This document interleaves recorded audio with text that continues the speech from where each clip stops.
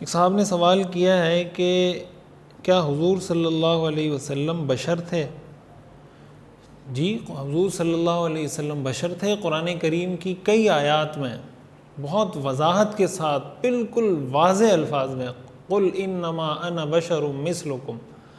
آپ کہہ دیجئے کہ میں تمہاری طرح بشر ہوں۔ مشرکین مکہ کا تو حضور صلی اللہ علیہ وسلم پر بنیادی اعتراض ہی یہ تھا کہ یہ اللہ نے اگر کسی کو رسول بنا کے بھیجنا تھا تو اللہ کسی فرشتے کو رسول بنا کے بھیجتا،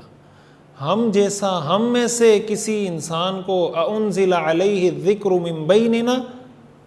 وہ یہ اعتراض کرتے تھے کیا ہم ہی میں سے کسی انسان پر اللہ کی طرف سے وحی نازل ہو سکتی ہے؟ اور قرآن کریم میں جو سورہ یونس جہاں سے شروع ہوتی ہے اَعَجِبُوا أَن جَاءَهُمْ، کیا ان کو اس بات پر تعجب ہوتا ہے کہ ان کے پاس جو رسول وہی جو پیغام اللہ کا لے کر آئے ہیں، ان کو اس بات پر تعجب ہوتا ہے کہ انہی میں سے ایک رسول منتخب ہوا اور وہ ان کے پاس اللہ کی وحی لے کر آیا۔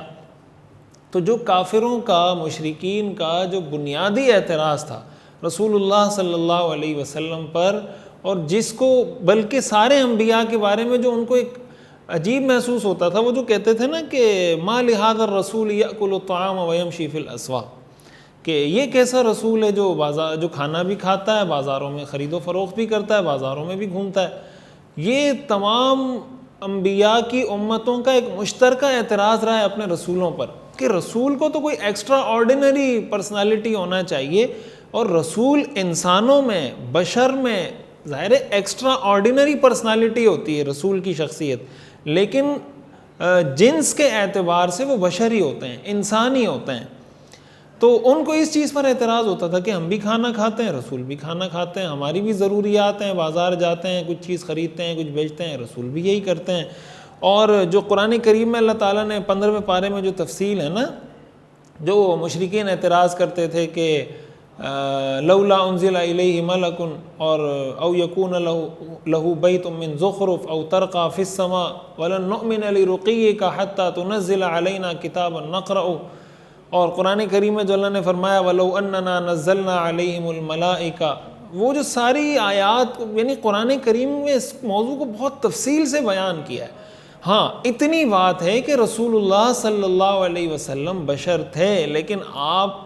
کی جو بشریت ہے، آپ کا جو شرف ہے، آپ کا جو مقام ہے، آپ کا جو مرتبہ ہے،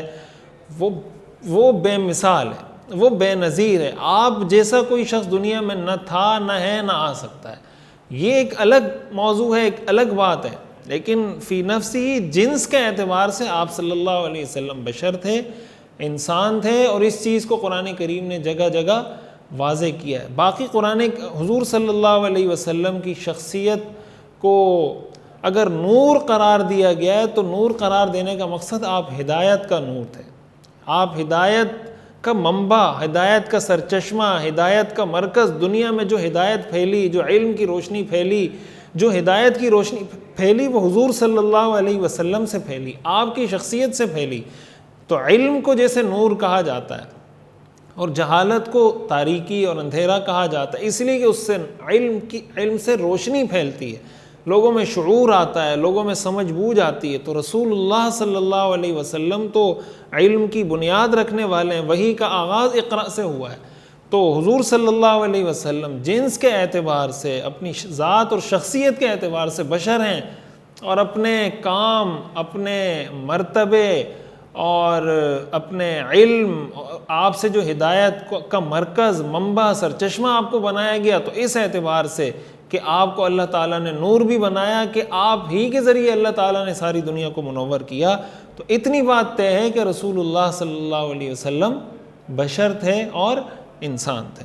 ایک صاحب نے سوال کیا کیا وتر واجب پڑھنے کے بعد تہجد کی نماز پڑھ سکتے ہیں؟ بالکل پڑھ سکتے ہیں۔